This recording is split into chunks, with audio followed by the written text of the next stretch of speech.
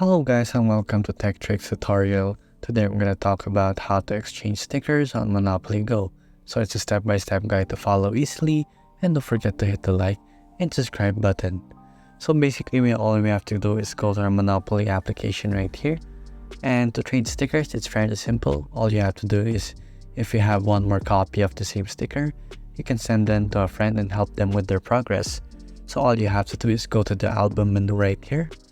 And the stickers you have multiple copies of are marked as +1, as you will see right there. There's +3, +2, and +1.